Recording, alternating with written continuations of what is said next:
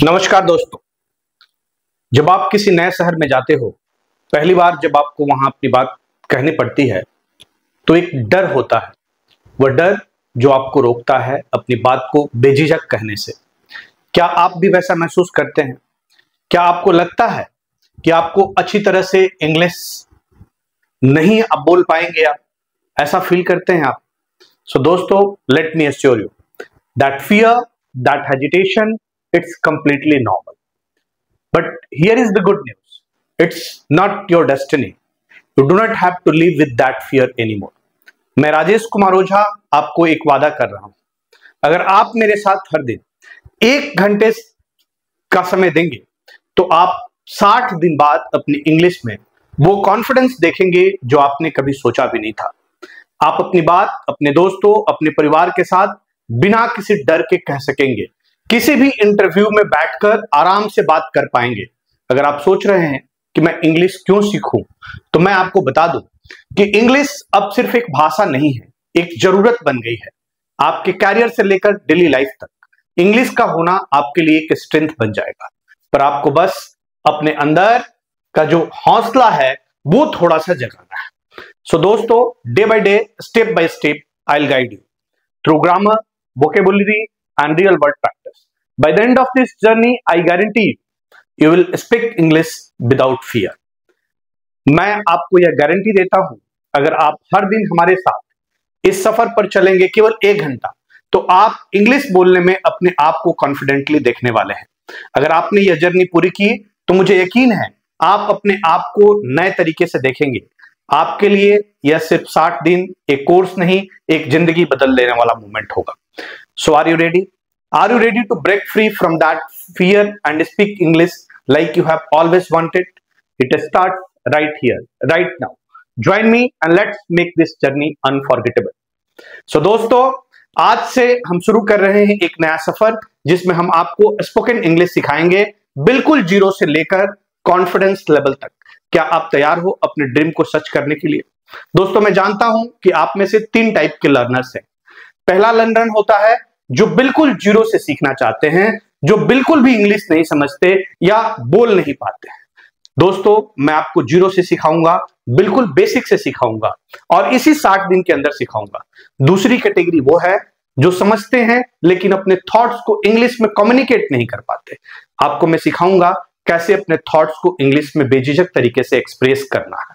और दोस्तों, तीसरी कैटेगरी है वो जो समझते हैं, थोड़ा थोड़ा बोल भी लेते हैं, लेकिन कभी कभी फंबल कर जाते हैं, गलतियां करते हैं। दोस्तों, मैं आपको बताता हूं, ये जो मिस्टेक्स हैं यही आपको परफेक्ट बनाने का रास्ता है। मैं आपको सिखाऊंगा कैसे अपनी गलतियों से सीखे और हर दिन बेहतर हो। तो दोस्तों, चाहे आप किसी भी कैटेगरी में हो, मैं लेकर आया हूं एक 60 दिन का स्पोकन इंग्लिश कोर्स, बिल्कुल फ्री ऑफ कॉस्ट। आपको बस हर दिन मेरे साथ इस जर्नी से जुड़ना है। मैं आप लोगों से रिक्वेस्ट करूंगा कि वीडियो को लाइक कर लीजिए, चैनल को सब्सक्राइब कर लीजिए और बेल आइकन भी प्रेस कर लीजिए ताकि मेरे वीडियो और क्लासेस का नोटिफिकेशन आप लोगों को तुरंत मिल जाया करे। तो दोस्तों, आज मैं आपसे अपने 60 दिन के स्पोकन इंग्लिश कोर्स का प्लान शेयर करना चाहूंगा।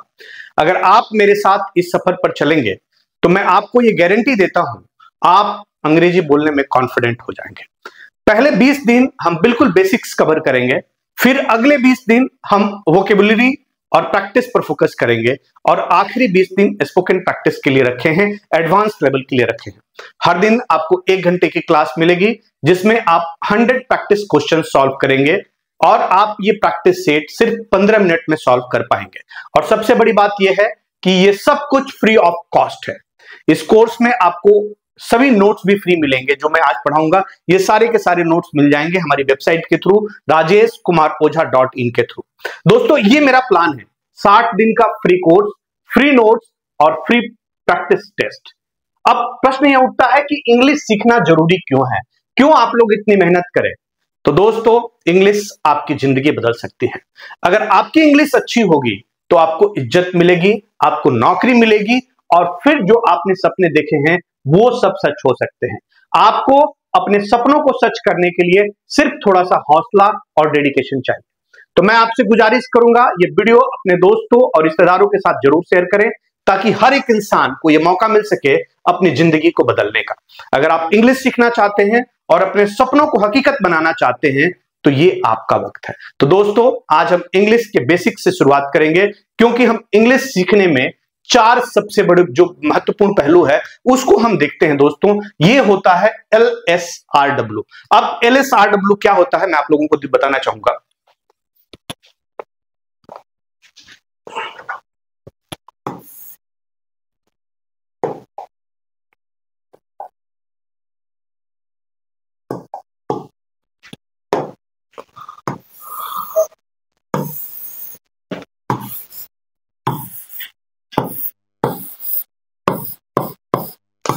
तो फ्रेंड, ये होते हैं 4 जो चीजें जो इंग्लिश जब आप शुरू करते हो, कभी भी बेटर इंग्लिश स्पीकर बनने के लिए जो ये महत्वपूर्ण पैरामीटर्स हैं वो है LSRW। LSRW क्या है? L का क्या मतलब है, S का क्या मतलब है, R का क्या मतलब है और W का क्या मतलब है? दोस्तों, L का मतलब होता है लिसनिंग। L का मतलब होता है लिसनिंग, मतलब सुनना, राइट। L का मतलब होता है लिसनिंग और S का मतलब होता है स्पीकिंग। S का मतलब होता है स्पीकिंग, राइट दोस्तों। और उसके बाद R है, R is for heart, R is for reading. आपको रीडिंग देनी होती है, R is for reading and W is for writing. ये 4 इंग्लिश सीखने के लिए पैरामीटर है दोस्तों, और इन 4 पैरामीटर्स पर आप लोगों को काम करना होगा। ये सब आपको डेली प्रैक्टिस के जरिए सीखना होगा। सबसे पहले लिसनिंग जो है, लिसनिंग क्या है? आपको सुनना होगा।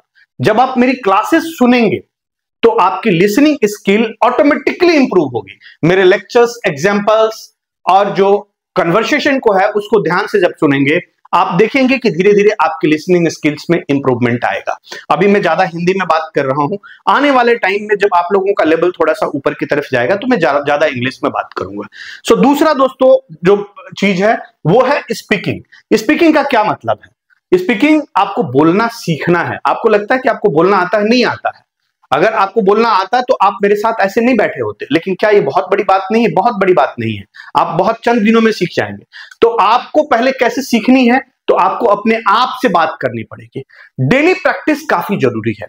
आपको स्पीकिंग प्रैक्टिस हर दिन करनी होगी और मैं आपको इंटरेक्टिव एक्सरसाइजेस दूंगा जो आपका कॉन्फिडेंट बढ़ाएगा और बनाएगा। ये हमारी वेबसाइट rajeshkumaroja.in पर फ्री में मिल जाएंगे एक्सरसाइजेस। आप जैसे हर एवरीडे के क्लासेस की एक्सरसाइजेस आपको मिल जाएगी और उसे आपको कंप्लीट करने में 15 से 20 मिनट लगेगा। नेक्स्ट हमने देखा था तीसरा रीडिंग। रीडिंग का क्या मतलब है? रीडिंग करने के लिए दोस्तों आप लोग, मेरी बुक है स्पोकन इंग्लिश मास्टरी, ये बुक आप लोग ले सकते हैं। इसके अलावा आप लोग जो भी कोई न्यूज़पेपर पढ़ना चाहे, जो कुछ भी करना हो करें, बट ये बहुत ही बेहतरीन बुक है। आप इसे हर दिन पढ़ सकते हैं। इसमें हर चैप्टर के बाद एक्सरसाइजेज है जो आपको रीडिंग और कॉम्प्रिहेंशन इंप्रूव करने में मदद करेंगे। और जो नोट्स मैं आप लोगों को डेली दूंगा उन्हें भी आप लोगों को पढ़ना है, क्योंकि वो आपको इंग्लिश के स्ट्रक्चर को समझने में मदद करेंगे। मैंने जैसा कि बताया कि एवरी डे का जो नोट्स होगा, जो कुछ भी मैं आप लोगों को बताऊंगा, जो कुछ भी मैं आप लोगों को पढ़ाऊंगा, उसका पूरा का पूरा नोट्स आप लोगों को हमारी वेबसाइट के ऊपर फ्री नोट्स सेक्शन के अंदर मिल जाएगी rajeshkumaroja.in पे। दोस्तों, नेक्स्ट है चौथा जो हमने बात करी, वो है राइटिंग स्किल की हमने बात करी। हर दिन मैं आपको राइटिंग टास्क दूंगा। आपको डेली राइटिंग प्रैक्टिस करनी होगी। जितना ज्यादा आप लिखेंगे उतनी ही आपकी राइटिंग स्किल इंप्रूव होगी। ये हम धीरे धीरे लेवल बढ़ाएंगे, बट 60 डेज के अंदर ही सब कुछ मैं करा दूंगा। राइटिंग से आपको ग्रामर और सेंटेंस स्ट्रक्चर को समझने का मौका मिलेगा, जो आपकी स्पीकिंग स्किल्स को इनहेंस करेगा। तो हर दिन इन चारों चीजों पर आप लोगों को फोकस करना है। क्या चीज? Listening, speaking, reading and writing. इन चीजों के ऊपर फोकस करना है। ये आपके स्पोकन इंग्लिश को बेहतर बनाने का रास्ता है। अब दोस्तों हम लोग शुरू करते हैं। अब बेसिक, बहुत ही बेसिक से मैं स्टार्ट करता हूं कि इंग्लिश जब हम बोलने की बात करते हैं तो इंग्लिश के अंदर जो अल्फाबेट्स हैं उसके अंदर टोटल 26 अक्षर हैं। कितने अक्षर हैं? टोटल 26 अक्षर है। हम शुरुआत कर रहे हैं बहुत ही बेसिक से। कुछ लोगों को लग रहा होगा कि नहीं, मेरे को तो पता है सब कुछ है, लेकिन मेरा काम है, मैं बिल्कुल जीरो से स्टार्ट करूंगा और लास्ट तक आप लोगों को एडवांस लेवल 60 डेज के अंदर कर दूंगा। तो जिन लोगों को पता भी है उन लोगों से मैं रिक्वेस्ट करूंगा कि आप देखिए, आपको कुछ नया सीखने को मिलेगा।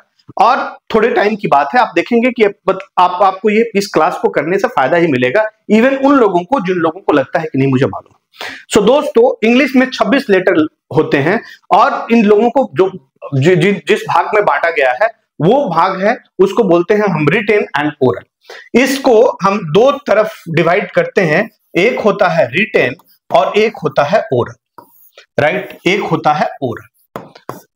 इस इंग्लिश के 26 अक्षरों को हमने दो भाग में बांटा, एक हमने बोला रिटेन और दूसरा बोला हमने ओरल। लिखित भाग दो हिस्सों में बांट दिया, फिर अगेन जाकर अब जो हम राइटिंग लिखते हैं इसको भी हमने दो भागों में बांट दिया। एक हम ये हो गया कैपिटल और एक हो गया कर्सिव, जो हम बोलते हैं कर्सिव राइटिंग जो हम करते हैं, जो स्मॉल कैपिटल एंड स्मॉल, जिसे हम कर्सिव राइटिंग में यूज करते हैं। अब ये तो चीज हो गई, 26 के दो पार्ट हो गए, written and oral, and written के भी दो पार्ट हो गए, capital and small, capital and small. अब कैपिटल और स्मॉल के बाद में ओरल की अगर हम बात करें तो इस ओरल को भी हम दो भागों में बांटते हैं, एक होता है वोवेल और एक होता है कॉन्सोनेंट, एक होता है कॉन्सोनेंट, राइट। तो हमने देखा 26 को हमने दो भागों में बांटा, रिटन एंड ओरल। रिटन के भी दो पार्ट हो गए, कैपिटल एंड स्मॉल या कर्सिव, एंड ओरल के भी दो भाग हो गए, एक हो गया वोवेल और एक हो गया कॉन्सोनेंट। वोवेल जिसे हम स्वर बोलते हैं हिंदी में, एंड कॉन्सोनेंट जिसे हम व्यंजन बोलते हैं। दोस्तों हम बात करते हैं वोवेल की, मतलब वोवेल्स मतलब स्वर की। तो इंग्लिश में टोटल 5 स्वर होते हैं, ये तो सबको पता है, बट सुन लीजिए। और ये क्या क्या है, ये है ए, ई, आई, ओ एंड यू, राइट। ये कितने हैं, ए, ई, आई, ओ, यू। और इन अक्षरों को हम क्या बोलते हैं, वोवेल बोलते हैं। क्यों? क्योंकि इनकी आवाज को बिना रुकावट के आसानी से निकाला जा सकता है। जब हम इन अक्षरों को बोलते हैं तो हमारे मुंह से बिना किसी रुकावट के निकलती है, ए, ई, आई, ओ, यू। आप देखिए जीभ का कहीं भी मूवमेंट नहीं होता, अंदर एक जगह फिक्स है, ए। बाकी वोवेल को हम स्वर कहते हैं क्योंकि इनका उच्चारण, फिर मैं बोल रहा हूं, बिना किसी अवरोध यानी ऑब्स्ट्रक्शन के होता है। ए, जीभ अपनी जगह पे है, कहीं भी उसका मूवमेंट नहीं हो रहा। इन अक्षरों का उच्चारण करते समय हमारी आवाज प्राकृतिक रूप से और खुले रूप से निकलती है। ए, देखिए, ए, ई, आई, और इसी तरह ओ और यू की आवाज होती है। समझ पा रहे हैं आप लोग यहां तक? फिर उसके बाद दूसरा नंबर आता है कॉन्सोनेंट का, और कॉन्सोनेंट ये तो हो गए वोवेल्स, ये 5। अब कॉन्सोनेंट जो बाकी के होते हैं 21, कुछ लोग बोलते हैं नहीं 20 होते हैं, वट एवर इट इज। सो ये जो कॉन्सोनेंट है उनका उच्चारण वोवेल के साथ मिलकर होता है। जब हम कॉन्सोनेंट का उच्चारण करते हैं तो किसी न किसी प्रकार की रुकावट या अवरोध होता है। बी, देखिए होठ आ रहे हैं यहाँ पे, सी, देखिए मूवमेंट हो रहा है जीभ का, डी, एफ, जी, इन अक्षरों का उच्चारण बिना वोवेल्स के नहीं किया जा सकता, क्योंकि कॉन्सोनेंट का सही उच्चारण वोवेल्स के साथ मिलकर ही संभव होता है। जब हम इन अक्षरों को बोलते हैं तो हमारे मुंह में किसी न किसी प्रकार की रुकावट उत्पन्न होती है, जिसे ध्वनि निकलने में अवरोध आता है। सो हमने वोवेल्स की बात करी, ए, ई, आई, ओ, यू। और क्या है ये बिना, उनका जो उच्चारण होता है वो बिना किसी रुकावट के होता है। और कॉन्सोनेंट व्यंजन वो अक्षर जो वोवेल के साथ मिलकर बोलने पर पूरा शब्द बनाते हैं और जिनका उच्चारण किसी रुकावट के साथ होता है, उसमें रुकावट होती है। दोस्तों इंग्लिश सीखने का जो तरीका है वो बहुत ही बेसिक से शुरू होता है और धीरे धीरे एडवांस तक जाता है। सबसे छोटी इकाई इंग्लिश में होती है, हम जब स्टार्ट करते हैं, आप ध्यान से समझिएगा, वो होती है साउंड की। सबसे पहले क्या होती है इंग्लिश में, हम जब बोलना शुरू करेंगे तो सबसे पहले जो छोटी इकाई होती है वो होती है क्या चीज, साउंड। ठीक है बात। साउंड से ही हम क्या बनाते हैं, साउंड से हम बनाते हैं अक्षर, साउंड से हम क्या बनाते हैं, लेटर्स बनाते हैं। साउंड से बनता है लेटर, साउंड से बनता है लेटर, और लेटर से बनता है लेटर्स। लेटर से क्या बनता है, लेटर। साउंड से लेटर, लेटर से लेटर्स, और लेटर्स के बाद में हम क्या बनाते हैं, वर्ड्स। ध्यान से समझिएगा। और वर्ड्स के क्या बात होता है, सेंटेंसेस, एंड सेंटेंसेस के बाद होता है पैराग्राफ। सेंटेंसेस के बाद आता है नंबर पैराग्राफ, राइट। या हम बोल सकते हैं लेक्चर, पैराग्राफ, लेक्चर या वट एवर इट इज, जो भी आप बोलना चाहें। सो उसके बाद नंबर आता है पैराग्राफ का। तो जो चीज साउंड से शुरू होकर पैराग्राफ तक पहुंचता है, तो इंग्लिश सीखने के लिए हमें यही रास्ता अपनाना है। तो हमें सबसे पहले जो छोटी इकाई है उसको हम पहले विस्तार से समझेंगे, उसके बाद एक एक चीजों को हम समझने की कोशिश करेंगे। हमारा जो साउंड है, साउंड से हम पैराग्राफ पे जाएंगे। जब आप यहां तक पहुंच जाएंगे मतलब आप इंग्लिश स्पीकर हो गए, राइट। पहले साउंड, और साउंड से हम पैराग्राफ तक हमें पहुंचना होता है। तो इंग्लिश में सबसे पहले जो चीज आती है वो क्या आती है, जिसको ध्वनि बोलते हैं, जिसका मतलब है वो आवाज जो हम लेटर्स के उच्चारण से निकालते हैं, जैसे ए बी सी डी, ये आवाज होती है। बिना ध्वनि के हम किसी भी लेटर को नहीं बोल सकते। साउंड ही वो मूलभूत इकाई है जिस पर सब कुछ टिका होता है। अब हमने देखा कि लेटर्स जो होते हैं, अक्षर जिसको हम कहते हैं, अंग्रेजी में कुल कितने होते हैं, 26 होते हैं, और जिनका उच्चारण साउंड से होता है। किसे होता है, साउंड से होता है, उसके बगैर नहीं हो सकता। इन अक्षरों में हमने दो पार्ट देखा, वॉवेल्स यानी स्वर, एंड कॉन्सोनेंट यानी व्यंजन। इसका जो हमने इसको अलग भाग में बांटा, तो इन्हीं शब्दों, इन्हीं अक्षरों से हम क्या बनाते हैं, शब्द बनाते हैं। अब ये शब्द क्या है, जब हम एक या दो से ज्यादा अक्षरों को आपस में जोड़ते हैं तो उससे शब्द बनता है, राइट। जैसे मैंने कहा कि कैट, डॉग, इनमें क्या हो गया, कैट, डॉग, ये क्या है, ये वर्ड्स, राइट, ये शब्द हैं। ठीक है बात। अब इसके बाद लेकिन एक चीज का ध्यान रखना होगा कि जब हम लेटर्स को मिला के शब्द बनाते हैं तो शब्द वही होगा जिसका कुछ मीनिंग निकले। ध्यान से समझिएगा, मीनिंग इंपॉर्टेंट है। अगर मीनिंग नहीं निकलता है तो फिर उसको वर्ड कैसे बोलेंगे, right. In a similar way sentences, अब इस वर्ड्स के बाद में क्या आता है नंबर, सेंटेंसेस का। सेंटेंसेस का किसको हम बोलते हैं, जब दो या दो से ज्यादा शब्दों को एक साथ जोड़कर, समझिएगा बात को, दो या दो से ज्यादा शब्दों को एक साथ जोड़कर मीनिंगफुल यानी जिसका अर्थ निकले, मीनिंगफुल रूप में एक विचार व्यक्त करते हैं, तो वो बनता है क्या, सेंटेंस। समझ पा रहे हैं। आई लव टीचिंग इंग्लिश, यह एक पूरा वाक्य व्यक्त करता है और इसे हम वाक्य कहते हैं। क्या कहते हैं, वाक्य, सेंटेंस। और सेंटेंसेस के बाद क्या नंबर आता है, पैराग्राफ, जिसे हम बोल सकते हैं स्पीच बोलो या अनुच्छेद बोलो। जब हम कई सेंटेंसेस को जोड़कर एक बड़ा विचार व्यक्त करते हैं तो वह बनता है एक पैराग्राफ। एक पैराग्राफ के अंदर हम किसी विषय पर गहराई से बात करते हैं और यह हमें अपने विचारों को विस्तार से प्रस्तुत करने का मौका देता है। तो हमारा लेवल कहां से शुरू हो रहा है, हमारा लेवल शुरू हो रहा है from sound and till here paragraph तक, राइट। और हमें यहां तक पहुंचना है, इस चीज को आप लोगों को समझना होगा। हमें पहुंचना कहां तक है, पैराग्राफ तक हमें पहुंचना है। स्टार्ट करेंगे यहां से और यहां तक आप लोगों को लेके जाएंगे और एक्सपर्ट भी बनाएंगे 60 दिन में, और ये मेरा प्रॉमिस है, और प्रॉमिस ये नहीं गारंटी। तो दोस्तों, अब तक हमने ये समझा कि इंग्लिश की हर इकाई कैसे छोटे से बड़े विचार तक पहुंचती है। साउंड से शुरू होकर लेटर्स, वर्ड्स, सेंटेंसेस और फिर पैराग्राफ्स तक पहुंचते हैं। अब सवाल यह है, क्या है सवाल, कि क्या आप समझ गए हैं कि इंग्लिश सीखने का यह तरीका कैसे काम करता है? क्या आप लोगों को यह सब समझ में आ रहा है, समझ पा रहे हैं? अगर समझ पा रहे हैं तो फिर आगे बढ़ते हैं। तो दोस्तों, इंग्लिश सीखने के लिए हमें क्या करना होगा, हमें अगेन साउंड से शुरू करना होगा।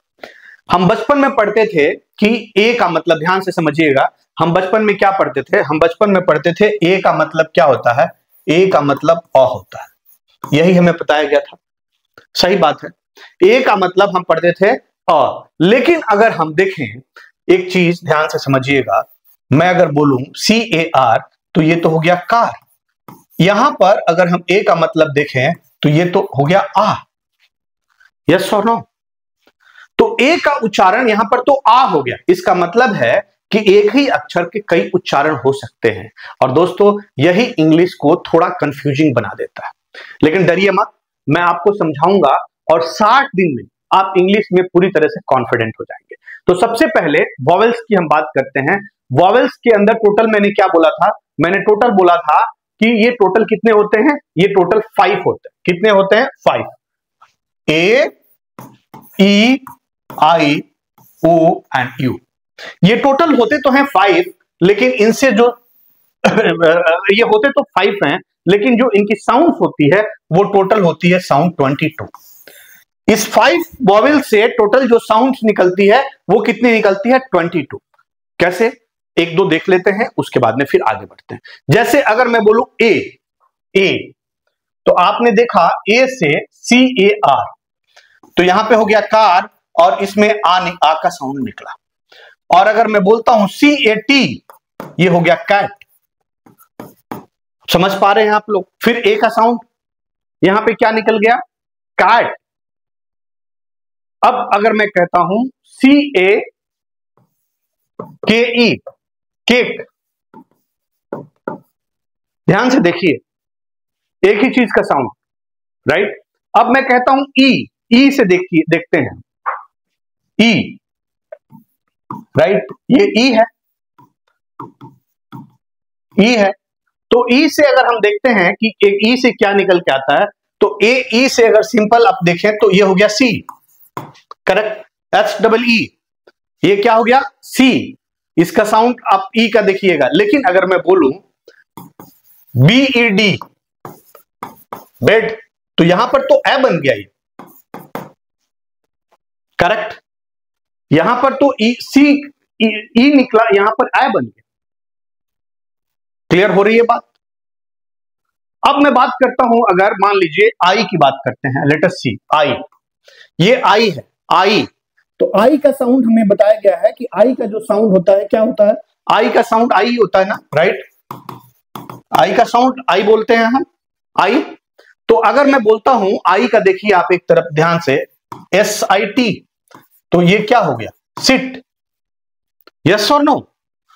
SIT, sit. और उसके बाद में अगर मैं बोलूं कि आई का जब साउंड आपने देखा SIT, सीट, लेकिन इसी चीज को अगर हम देखें कि ये तो हो गया टाइम। मतलब इससे क्या निकलता है? अगर यू से मैं बोलूं कि आप यू को देखें, अगर यू को सपोज करें तो CUP, कप, CUP, कप। लेकिन अगर यहीं पर हम देखें CUT, क्यूट। समझ में आ रही है बात? BLUE, blue. तो इसका मतलब क्या है कि वॉवेल्स की जो साउंड है इसका अलग अलग ध्वनि के आधार पर होता है। ए का उच्चारण अ भी होता है, आ भी होता है और ए भी होता है। अलग अलग शब्दों में अलग अलग उच्चारण होते हैं। तो ये दोस्तों बात थी किस चीज की? वॉवेल्स की। ए, आई, ओ, ये 5 हैं और इनसे साउंड निकलते हैं कितने? टोटल 22। बात करते हैं कॉन्सोनेंट की। सो कॉन्सोनेंट जो है वो कितने हैं? कॉन्सोनेंट कितने हैं? ये टोटल 21, राइट। ये टोटल कितने हैं? 21 है। और इनसे साउंड जो निकलते हैं वो बहुत ज्यादा नहीं निकलते हैं, केवल 24 टाइप के निकलते हैं। कितने निकलते हैं? 24। वो 5 हैं, उनसे कितने निकलते हैं? 22। और ये 21 है, कितने निकलते हैं? 22। अब मुझे नहीं पता है कि आप लोगों में से पहले से कितने लोगों को पता था और कितने लोगों को पता नहीं था। अब ये जो चीज है ना दोस्तों, ये कभी कभी कंफ्यूजिंग हो जाती है। जैसे मैं बोलता हूं, आप समझिएगा एक चीज को, ABCC। अब सी को अगर कहें हम, तो सी में आप देखिए, यहां पे देखिए CHEMISTRY, ये क्या हो गया? Chemistry, right. और यहां पर देखिए केमिस्ट्री, यहां पे क का साउंड आया। और यहां पर देखिए CHART, चार्ट, यहां पे च का आया। यस और नो? सही बात है। अगर मैं बोलता हूं TH, इसका देखिए आप, TH तो ठीक, और THIS, दिस, यहां पे थ और यहां पे द। सही है या गलत है? अभी तक आप लोग समझ पाए हैं? इतना तक तो समझ पाए होंगे, नहीं समझ पाए? समझ पाए या नहीं समझ पाए? दोस्तों इंग्लिश बहुत कंफ्यूजिंग लग सकती है, लेकिन आप लोगों को चिंता करने की जरूरत नहीं है। मैं आपको हर स्टेप पे समझाऊंगा। ये 60 दिन का सफर आपको इंग्लिश में आत्मविश्वास से भर देगा। अगर आप सही तरीके से प्रैक्टिस करेंगे तो आप हर साउंड, लेटर और वर्ड्स को सही तरीके से समझ पाएंगे और आप बोल पाएंगे। दोस्तों जब हम सेंटेंस बनाते हैं तो हमें 3 मुख्य चीजों की जरूरत होती है। क्या होती है जरूरत? 3 चीजों की जरूरत पड़ती है हमें कभी भी सेंटेंस बनाने के लिए। क्या क्या चीजों की जरूरत होती है बताइए? पहली जरूरत होती है सब्जेक्ट, दूसरी होती है वर्ब और तीसरी होती है ऑब्जेक्ट की। हमें इन 3 चीजों की जरूरत पड़ती है। जैसे कि मैंने आप लोगों को दोस्तों इस बात को कई सारे लोग होंगे जो जानते होंगे, सब्जेक्ट वर्ब एंड ऑब्जेक्ट। लेकिन जैसा कि मैंने आप लोगों से वादा किया है कि मैं आपको जीरो से बिल्कुल शुरुआत से सिखाऊंगा। थोड़ा सा बियर करें, आपको मैं एडवांस लेवल पे भी लेके जाऊंगा। लेकिन क्या अच्छा होगा कि जो जीरो वाले लोग हैं वो लोग भी एक साथ एक लेवल पे आ जाएं, और जिनको कुछ आता है वो लोग भी एक लेवल पे आ जाएं। राइट? मुझे पता है ये बेसिक्स है, बट ये जरूरी है, और मैंने प्रॉमिस किया है कि मैं जीरो से लेके सिखाऊंगा। तो इसलिए आज हम सब्जेक्ट, वर्ब और ऑब्जेक्ट को थोड़ा सा समझेंगे, लिटिल बाय लिटिल। तो सब्जेक्ट दोस्तों पहले समझ लेते हैं, फिर आगे हम बात करेंगे। तो सब्जेक्ट किसको हम बोलते हैं? सब्जेक्ट वो व्यक्ति होता है, वस्तु होता है या स्थिति होती है जिसके बारे में हम बात करते हैं। ठीक बात है? इसे हम वाक्य का मेन हिस्सा बोलते हैं, मुख्य हिस्सा, क्योंकि वाक्य की जानकारी इसी से शुरुआत होती है। और ये सब्जेक्ट जो होते हैं वो कितने तरह के होते हैं? ये सब्जेक्ट जो होते हैं वो 2 तरह के होते हैं, एक होता है सिंगुलर और एक होता है प्लूरल। यस और नो? इतना समझ पा रहे हैं आप लोग? समझ पा रहे हैं? जैसे मैं बोलूं ही, सी, इट या किसी का नाम, राइट? मैं बोलता हूं ही इज माई फ्रेंड, वह क्या है? मेरा दोस्त है। मैं बोलता हूं वह किताब पढ़ रही है, सी इज रीडिंग ए बुक। ही, सी, तो यहां पे सब्जेक्ट क्या हो गया? ही हो गया, सी हो गया। इट्स रेनिंग, तो ये बारिश हो रही है, तो ये क्या हो गया? इट क्या हो गया? ये सिंगुलर सब्जेक्ट बोलेंगे इसको। ही, वह, सी भी वह को बोलते हैं, और इट भी यह या वह के लिए यूज करते हैं, या किसी का नाम। ये क्या होता है? सिंगुलर सब्जेक्ट बोलते हैं। Now comes to plural subject. Plural subject क्या होता है? प्लूरल सब्जेक्ट के अंदर आता है वी, दे। क्या आता है?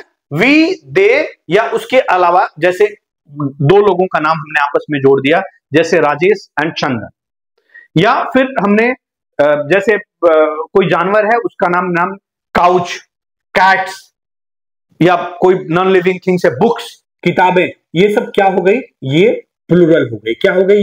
ये प्लूरल हो गई। सो मैं बोलूं अगर कि हम बाजार जा रहे हैं तो हम प्लूरल बात कर रहे हैं। हम क्या है? प्लूरल है, we are going to the market. ये फुटबॉल खेल रहे हैं, ये फुटबॉल खेल रहे हैं, दे आर प्लेइंग फुटबॉल। मैं बोलूं राजेश और चंदन दोस्त हैं, Rajesh and Chandan are friends. ये क्या हो गया? सब्जेक्ट यहां पे प्लूरल हो गया। तो आप लोग, मैं समझता हूं सब्जेक्ट अभी समझ गया, मोटा मोटा समझ गए। अभी हम बात करते हैं सब्जेक्ट, उसके बाद हमने बात करी थी कि सब्जेक्ट, वर्ब और ऑब्जेक्ट आता है। अब एक छोटा सा वर्ब के बारे में हम बात कर लेते हैं। ये क्या होता है? वर्ब को हम हिंदी में क्या बोलते हैं? क्रिया। तो वर्ब वह क्रिया होती है जो बताती है कि सब्जेक्ट कर क्या रहा है, यह एक्शन या स्टेट या तो स्थिति को दर्शाता है। सो एक चीज दोस्तों ध्यान देने की बात है, आगे और भी आएगा, कि सिंगुलर सब्जेक्ट के साथ वर्ब का जो रूप होता है, जब हमारा सब्जेक्ट सिंगुलर होता है तो वर्ब क्या होता है? सिंगुलर होता है। जैसे मैं बोलता हूं किस तरह से, आप, वह दौड़ता है, मैं कहता हूं वह दौड़ता है, ही, क्या बोलते हैं हम? He runs. क्या होगा? He runs. या मैं बोलता हूं वह तेज दौड़ता है, तो ही रन्स फास्ट। ठीक है? अगर ही, सी, इट है तो यह जो वर्ब का फॉर्म है इसके अंदर क्या लगेगा? एस या ई एस लगेगा। कहीं पे नहीं लगता है, मैं अलग क्लासेस में बताऊंगा कि अगर मॉडल्स आ जाते हैं बीच के अंदर, मॉडल्स क्या होता है अभी कंफ्यूजिंग होगा आप लोगों के लिए, तो कहीं कहीं पे ही, सी, इट रहने के बावजूद भी एस और ई एस नहीं लगता है, वो मॉडल्स चैप्टर में मैं कवर करूंगा। सो ही रन्स फास्ट, इसका मतलब क्या हो गया कि ही, सी और इट है तो वर्ब में एस या ई एस लगा देते हैं, करेक्ट। और ये क्या हो गया? ये सिंगुलर सब्जेक्ट के साथ हमेशा क्या होता है? सिंगुलर, अगर सिंगुलर सब्जेक्ट है तो सिंगुलर वर्ब होगा। तो इसी तरह से अगर सिंगुलर सब्जेक्ट के साथ सिंगुलर वर्ब होगा तो प्लूरल सब्जेक्ट का जो वर्ब है वो भी प्लूरल होता है, तो वर्ब भी प्लूरल होगा। ये बात समझ के बात को। अगर मैं बोलता हूं, क्या बोलता हूं? मान वे तेज दौड़ते हैं, मतलब दे, यहां पे क्या हमें बोलना पड़ेगा? Run fast. ठीक है दोस्तों, वहां पे तो हमें रन्स करना पड़ा, लेकिन यहां पे हमें डायरेक्टली रन करना पड़ेगा, दे रन फास्ट। ये बात क्लियर हो पा रही है? सिंगुलर सब्जेक्ट के साथ singular verb, plural verb subject के साथ प्लूरल वर्ब। अगर ही, सी, इट है तो वर्ब के में क्या लगाना है हमें? सिंगुलर करने के लिए एस या ई एस लगा देते हैं हम, और प्लूरल में नहीं लगता है, सो दे रन फास्ट होगा। ये छोटी सी चीज है, ये बेसिक्स है, बहुत सारे लोग आप लोगों में से समझते होंगे, लेकिन मैं फिर बोलता हूं कि मैंने प्रॉमिस किया है कि मैं जीरो से शुरुआत करूंगा। इंग्लिश के लिए कोई जरूरी नहीं है, बहुत सारे लोग हैं, आपको हो सकता है कि आपको ग्रामर पूरा का पूरा पता हो, लेकिन आप इंग्लिश बोल पाए इस बात की कोई गारंटी नहीं है।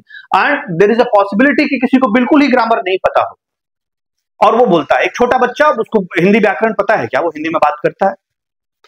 सो जरूरी है क्या हिंदी व्याकरण? बिल्कुल जरूरी नहीं है। वैसे ही इंग्लिश व्याकरण जरूरी नहीं है। तो मेरे साथ केवल 60 दिन आप बने रहेंगे तो उसका जो रिजल्ट आएगा वो ये आएगा कि आप एक बेटर इंग्लिश स्पीकर होंगे। बस इतना ही है। मैंने बोला है, प्रॉमिस किया है कि मैं जीरो से शुरुआत करूंगा, तो ये जीरो से शुरुआत कर रहा हूं। राइट। अब नेक्स्ट हमने देखा, हमने सब्जेक्ट की बात कर ली, सिंगुलर सब्जेक्ट प्लूरल सब्जेक्ट की बात कर ली, हमने वर्ब की बात कर ली। अब इसके बाद हम बात करते हैं ऑब्जेक्ट की। ये ऑब्जेक्ट क्या होता है, ध्यान से समझने की बात है। ऑब्जेक्ट क्या होता है और ऑब्जेक्ट का क्या मतलब होता है? क्या मतलब होता है, समझ पा रहे हैं? कोई बता सकता है ऑब्जेक्ट के साथ ऑब्जेक्ट का क्या मतलब होता है? हमने बात कर ली, ऑब्जेक्ट को बोलते हैं वह क्रिया है जिसके ऊपर सब्जेक्ट द्वारा किया जाता है। उस काम का परिणाम किसके ऊपर होता है? ऑब्जेक्ट के ऊपर होता है। जैसे मैं बोलता हूं, ध्यान से समझिएगा। जैसे क्या बोलता हूं मैं ये बोलता हूं कि मैं एक किताब पढ़ता हूं। क्या बोलता हूं मैं एक किताब पढ़ता हूं। तो मैंने बोला आई रीड अ बुक। तो यहां पे ये हो गया सब्जेक्ट और ये हो गया रीड, क्या हो गया? ये हो गया वर्ब। तो मैं पढ़ रहा हूं, क्या पढ़ रहा हूं? मैं किताब पढ़ रहा हूं। तो यहां पे ये जो बुक है, क्या पढ़ रहा हूं? किताब। पढ़ क्या रहा हूं? किताब। तो जो किताब है वो क्या हो जाएगा? वो हो जाएगा, उसे हम क्या बोलेंगे? उसे हम बोलेंगे ऑब्जेक्ट। मैं कहता हूं कि वह गिटार बजाती है, वह गिटार बजाती है। सी प्लेस, मैं बोलूं सी है तो क्या होगा? यहां पे एस लगेगा, राइट? अभी हमने थोड़ी देर पहले डिस्कस किया। See place the guitar, right? See place the guitar. अब आप वह क्या कर रही है? वह क्या प्ले कर रही है? गिटार प्ले कर रही है। तो ये प्ले जो कर रही है, ये क्या है? ये वर्ब है, ये सब्जेक्ट हो गया, सिंगुलर सब्जेक्ट, ये सी प्लेस हो गया। और क्या चीज कर रही है? तो वो गिटार। और गिटार क्या हो जाएगा? This will be your object, right? यही चीज का ध्यान देना है। सो दोस्तों, हमने ये देखा कि सब्जेक्ट को हम दो हिस्सों में बांटते हैं, सिंगुलर और प्लूरल। सिंगुलर सब्जेक्ट के साथ वर्ब का जो रूप होता है और सिंगुलर होता है, और प्लूरल सब्जेक्ट के साथ वर्ब का रूप अलग होता है, ये भी हमने देख लिया। हमने ये भी देखा कि ही, सी, इट या किसी नाम का जब हम प्रयोग करते हैं तो वह सिंगुलर होता है, जबकि वी, दे या जो हमने नाम देखा राजेश एंड चंदन, ऐसे ये प्लूरल होते हैं। दोस्तों, ये बुनियादी बातें हैं, बेसिक बातें हैं, आपको इंग्लिश में ये सही वाक्य बनाने में मदद करेंगे आगे। सो आशा है कि आपको यह सब्जेक्ट, वर्ब और ऑब्जेक्ट का सही प्रयोग समझ में आया होगा। अब आपको सही तरीके से अपनी इंग्लिश में इस्तेमाल आप इसको कर भी पाएंगे। तो दोस्तों, आज से हम इंग्लिश भी बोलना शुरू करेंगे। सबसे पहले हमें इंग्लिश में, अगर मान लीजिए आपको इंग्लिश के अंदर किसी को शुभकामना देना है, शुभकामना देना हो अगर आपको इंग्लिश में विश करने के लिए हमें कुछ बेसिक सेंटेंसेस को समझना होगा। आज मैं आपको कुछ ऐसे सेंटेंसेस दूंगा जो आप डेली लाइफ में यूज कर सकते हैं, रोज के लाइफ में। थोड़ा सा देखते हैं, क्योंकि थोड़ी सी प्रैक्टिस भी उतनी ही इंपॉर्टेंट है। हमने बेसिक्स को देख लिया, आगे और भी जाएंगे और भी डीप डाउन में लेकर आप लोगों को चलूंगा, लेकिन थोड़ा सा देखते हैं कि हम अगर किसी को शुभकामना देना होता है तो हम किस प्रकार से देते हैं, राइट? थोड़ा सा देखते हैं, राइट? सो दोस्तों, हमने देखा यार, ये ध्यान दीजिएगा।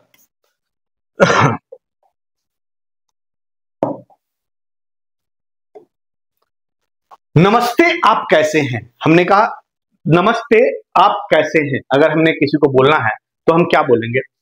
क्या बोलेंगे बताइए, सोचिए आप लोग। मैं तो बताऊंगा ही, बट आप लोग अपने आप सोचते जाइए। नमस्ते आप कैसे हैं, आप लोग कमेंट में भी डालिएगा। हम क्या बोलेंगे? Hello, how are you, right? क्या बोलेंगे हम? Hello, how are you. किसी को हमें बोलना है आपका दिन शुभ हो, आपका दिन शुभ हो, क्या बोलेंगे? Have a good day, have a good day, शुभ रात्रि, good night.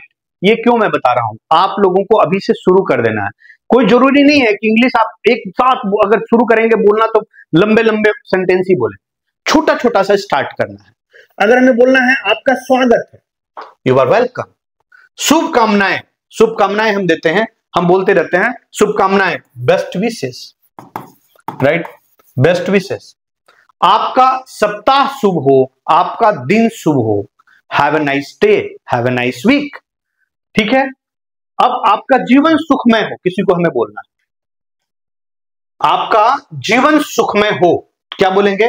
May your life be full of happiness, right. अगला क्या है? सुप्रभात, छोटी सी बात है, गुड मॉर्निंग।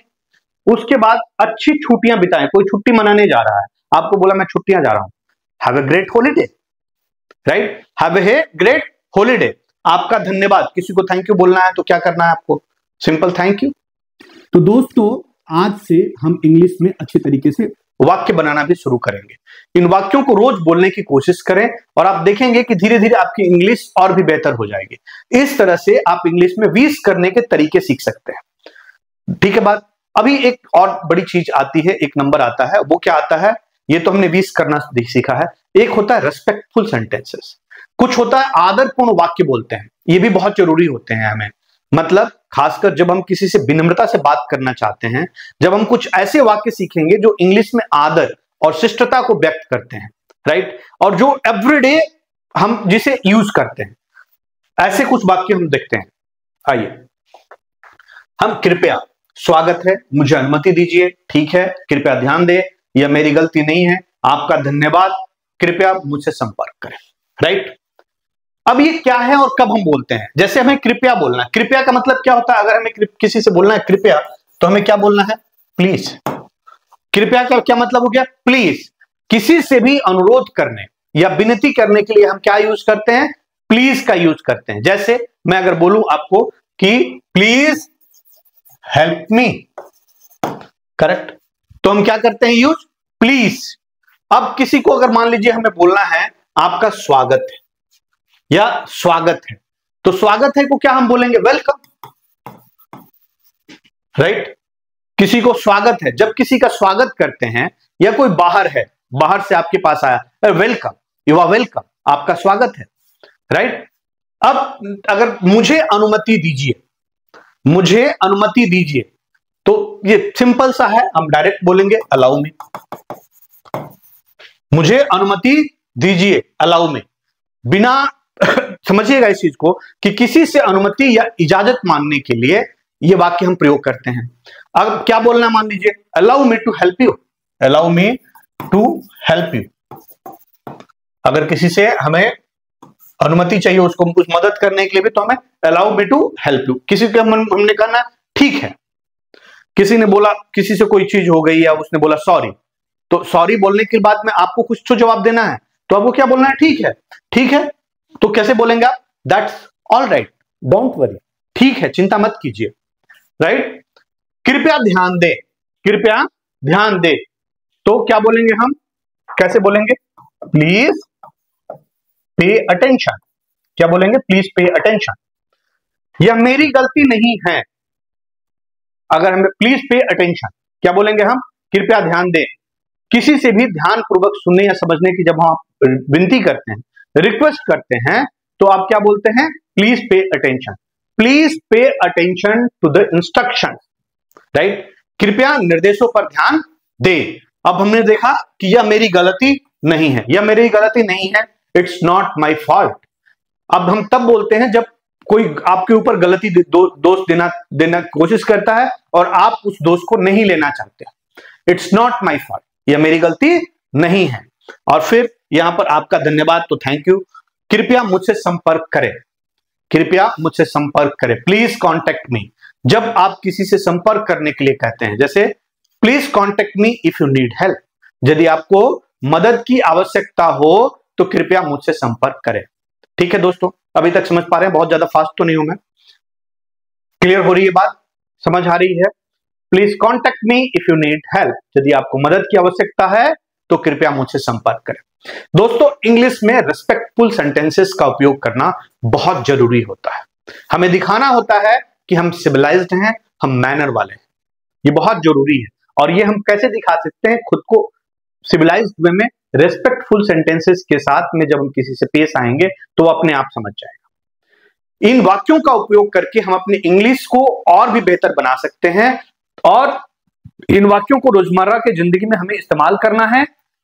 कैसे आपकी इंग्लिश न केवल बेहतर होगी बल्कि आप और भी अधिक शिष्ट बनेंगे अगर आप इस चीज को करते हैं तो दोस्तों, आज हमने जो कुछ भी सीखा है अभी तक, उसे एक बार रिवाइंड करते हैं, पूरा देखते हैं, ताकि हम कुछ सही से इन चीजों को समझ पाए। मैंने आप लोगों से वादा किया था कि हम 0 से शुरू करेंगे, इंग्लिश बोलने में कॉन्फिडेंस हासिल करेंगे 60 दिन के अंदर अंदर। Basic structure of a sentence हमने देखा कि सेंटेंस बनाने के लिए सब्जेक्ट, वर्ब और ऑब्जेक्ट की जरूरत होती है। सब्जेक्ट के मतलब वो व्यक्ति, वस्तु या स्थिति के बारे जिसके बारे में हम बात करते हैं। वर्ब वह क्रिया जो सब्जेक्ट करता है, जो सब्जेक्ट काम कर रहा है उसको वर्ब बोलते हैं हम। और ऑब्जेक्ट की हमने बात करी थी, वह जो क्रिया से प्रभावित होता है, राइट। हमने ये भी देखा कि जैसे he is reading a book की बात हमने की, तो ही इज रीडिंग में ही सब्जेक्ट है, क्यों वह है। और इज रीड करना क्या है, ये वर्ब है।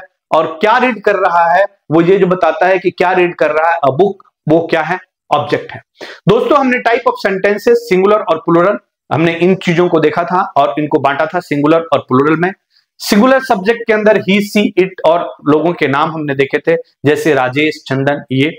और प्लूरल के अंदर आई, वी, दे, कई लोग अगर एक साथ नाम जुड़ गया, राजेश एंड चंदन, या कई वस्तुएं एक साथ जुड़ गई, कैट्स, काउच, ये चीजें। हमने ये भी देखा था कि जैसे हमने सिंगुलर में ही इज प्लेइंग, प्लूरल के अंदर दे आर प्लेइंग, ये डिफरेंस हमने देखा था।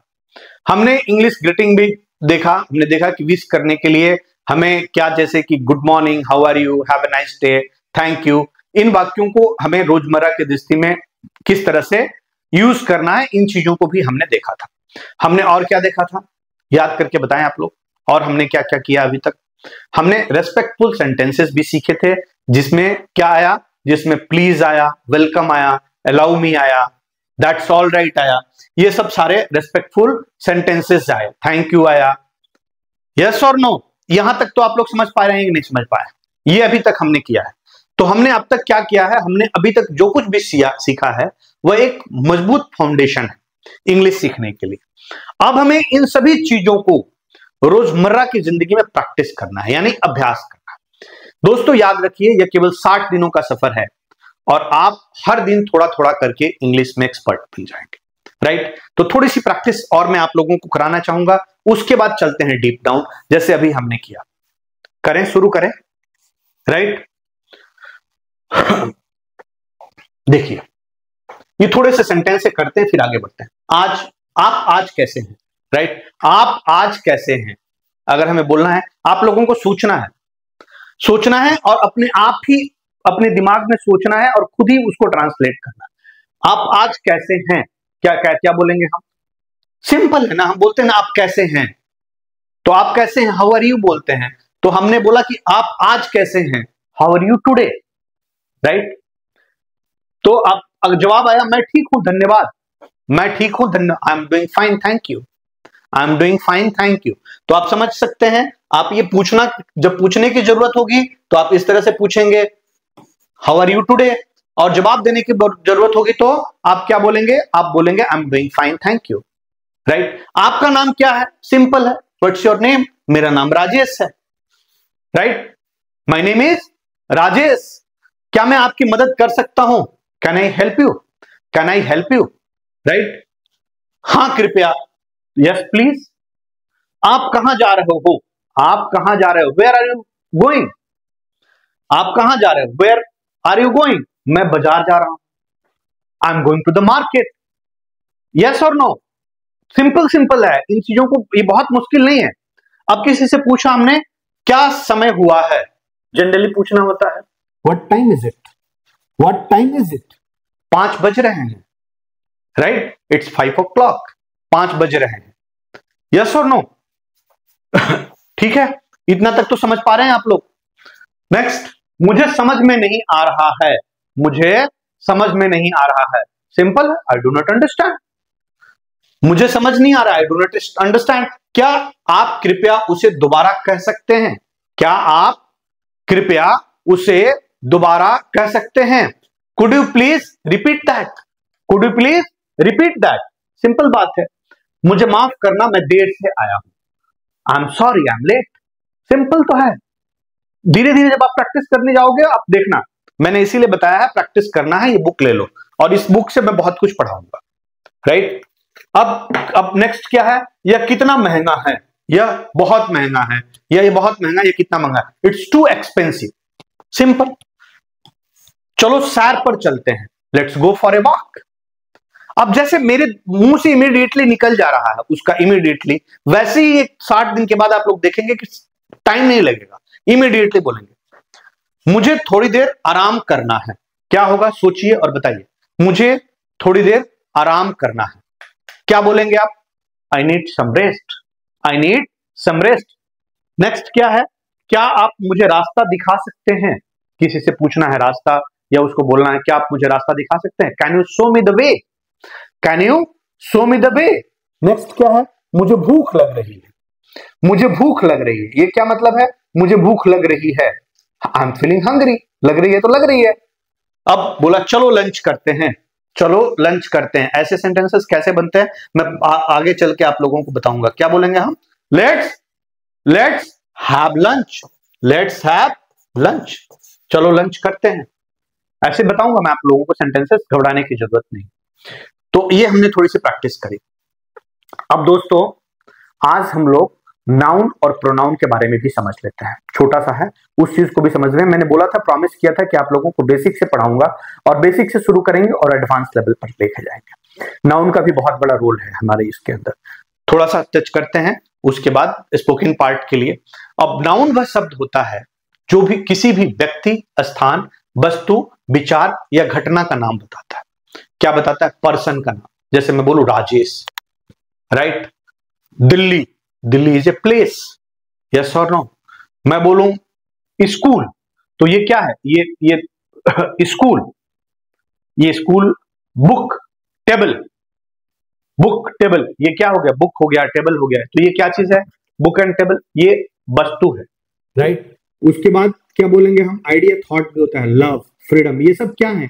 ये सब नाउन है, राइट। मैं बोलूं आई लिव इन दिल्ली, तो इसके अंदर जो दिल्ली है वो क्या है? वो नाउन है। किस चीज का? प्लेस का।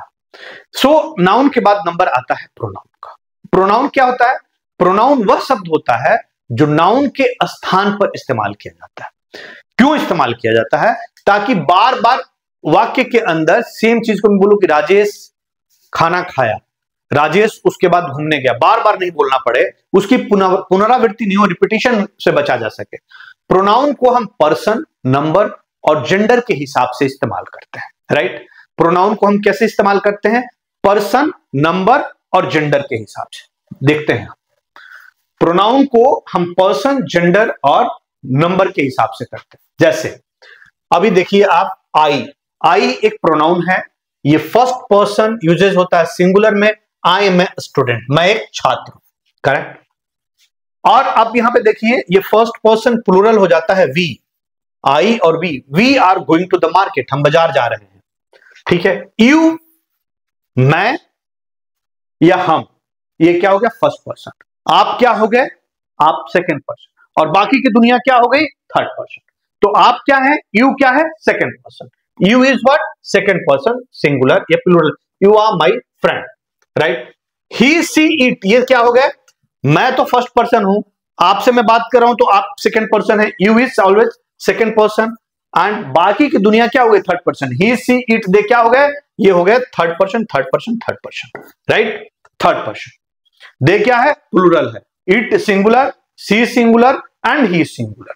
मेल के लिए हम ही लिखते हैं, बोलते हैं, फीमेल के लिए सी एंड सिंगुलर, ये थर्ड पर्सन सिंगुलर के लिए, इनके लिए ऑब्जेक्ट के लिए और नॉन लिविंग के लिए, इनके लिए हम क्या बोलते हैं? इट बोलते हैं। और they third person plural, right. It's a book, right. He is a book थोड़ी बोलोगे आप। सो इट्स ए बुक, यह एक किताब है। क्यों? क्योंकि किस चीज के लिए होता है? नॉन लिविंग के लिए हम क्या करते हैं? इट का यूज करते हैं। ये रूल है। They are students, right. ये किसके लिए? प्लूरल के लिए यूज करते हैं। यहां पर स्टूडेंट्स आ गया। यस और नो? इतना तो आप समझ पा रहे हैं? नहीं समझ पा रहे हैं? क्लियर हुई है बात या नहीं हुई है क्लियर बात? समझ पाए आप लोग? थर्ड पर्सन, सेकंड पर्सन, मैं क्या हूं?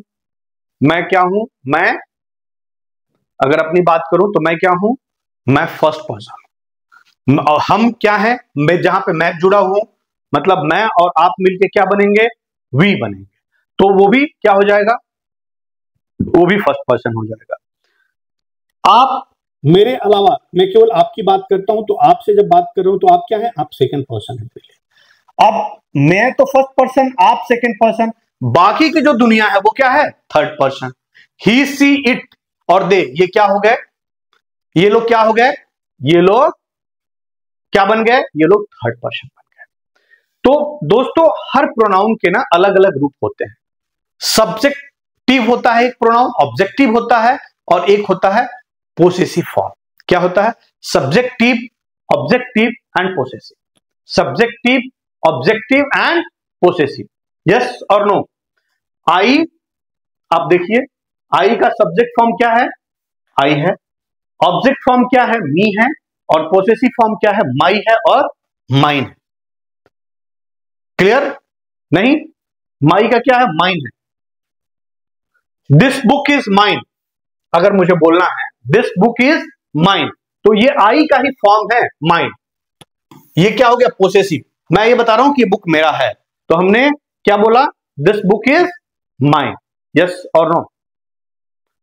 ठीक हो रही है बात, अभी तक क्लियर है, this book is mine, right. Again similar, we subject form में वी ही आता है, ऑब्जेक्ट फॉर्म में क्या हो जाता है, अस और आवर और आवर्स, ये हो जाता है पोसेसिव फॉर्म। यू का यू, यू और योर एंड योर्स। ही का देखिए ऑब्जेक्ट फॉर्म में हिम एंड पोसेसिव फॉर्म में हीज। सी, हर, हर या hers. It, its. They, their, them, their, theirs. ये आप लोगों को दोस्तों मिल जाएगा इसका पूरा का पूरा कंप्लीट जो सेक्शन है उसके अंदर मिल जाएगा। वेबसाइट के ऊपर सारे नोट्स जो अभी आप पीडीएफ देख रहे हैं वो सारी की सारी चीजें मिल जाएंगी। तो प्रोनाउन का क्या मतलब था, प्रोनाउन क्यों, क्या उपयोग क्या है, ये समझना बहुत जरूरी है। ये क्या करते हैं, ये हमें रिपीटिशन से बचाते हैं और वाक्य को अधिक स्पष्ट बनाते हैं। ठीक है बात। तो अब क्या करेंगे आप, अब प्रोनाउन को अपने रोज की जो बातचीत है उसके अंदर आपको यूज करना है और इससे आपकी इंग्लिश और भी मजबूत होगी। तो दोस्तों आज के डेट में जो कुछ भी हम लोगों ने सीखा है ये सब कुछ बेसिक है और शुरुआत है। इंग्लिश सीखने का रास्ता आसान नहीं होता है, लेकिन आपका हौसला और मेहनत ही आपको सफलता की ऊंचाई तक ले जाएगी। हम सभी की अपनी यात्रा होती है और यह यात्रा आपके विचार, अवसर और सपनों से जुड़ी हुई है। जब मैं इंग्लिश सीखने की शुरुआत कर रहा था खुद, तो मुझे भी कई चुनौतियां आई थी। कई बार मुझे लगता था कि मैं नहीं कर पाऊंगा, लेकिन मैंने कभी हार नहीं मानी। मैंने हर दिन मेहनत की और आज आप लोगों के सामने यहाँ खड़ा हूं ताकि आपको भी वही रास्ता दिखा सकूं जिससे आप अपनी गलती बदल सके। आपका लक्ष्य सिर्फ इंग्लिश ही बोलना नहीं होना चाहिए, बल्कि इंग्लिश के जरिए एक नया आत्मविश्वास, एक नई पहचान पाना होना चाहिए। यह रास्ता आपके सपनों को हकीकत में बदलने का है। दोस्तों अगर मैं कर सकता हूं तो आप भी कर सकते हैं। और यह मामला ज्यादा दिनों का नहीं है, यह केवल 60 दिन का सफर है और इसमें सिर्फ एक ही बात अलग जो जरूरी है वो है, और जो महत्वपूर्ण है वह है महत्वपूर्ण आपकी मेहनत और लगन। आप आज से अपनी अंग्रेजी पर अगर ध्यान देंगे, रोज प्रैक्टिस करेंगे और हर दिन अपने लक्ष्य के करीब धीरे धीरे देखिए पहुंचते जाएंगे। याद रखिए, हर दिन एक कदम बढ़ाना है और एक दिन आप वहां होंगे जहां आप हमेशा होना चाहते थे। दोस्तों आपका आत्मविश्वास और आपके सपने केवल आपके हाथ में है। मैं आपको इस यात्रा में साथ देने के लिए तैयार हूं। अब यह आप पर निर्भर करता है कि आप इस मौका का कैसे इस्तेमाल करता है। मैं आपका मार्गदर्शन करने के लिए यहां हूं और मैं जानता हूं कि आप अगर चाहें तो इस चीज को कर सकते हैं। सो आइए हम इस सफर को एक साथ शुरू करते हैं और अपने सपनों को सच करते हैं। इंग्लिश सिर्फ एक भाषा नहीं है, यह आपके लिए एक नया दरवाजा खोलने का मौका है और मैं विश्वास करता हूं कि आप इसे अपनी पूरी ताकत से अपनाएंगे। तो अब अगले 60 दिनों में हम इसे मिलकर करेंगे, राइट। आपका हौसला, आपकी मेहनत और आपके सपने, इन तीनों चीजों से आप कुछ भी कर सकते हैं। मैं आपके साथ हूं और आप अकेले नहीं हैं। इस पूरे सफर को हम एक साथ तय करेंगे। दोस्तों एक बात और है, मैं कहना चाहूंगा कि अगर आप इंग्लिश बोलने में कॉन्फिडेंस महसूस नहीं करते हैं, अब ये तो जाहिर सी बात है जो लोग भी आए हैं, अगर आपको लगता है कि इंग्लिश सीखने के लिए आप लोगों को बहुत कुछ करना पड़ेगा, तो आप लोगों को मैं फिर बताऊंगा कि हमारी ये जो बुक है, मैं तो जो बताना है क्लासेस आपको लूंगा है, स्पोकन इंग्लिश मास्टरी की किताब, इसे आपको ले लेना चाहिए।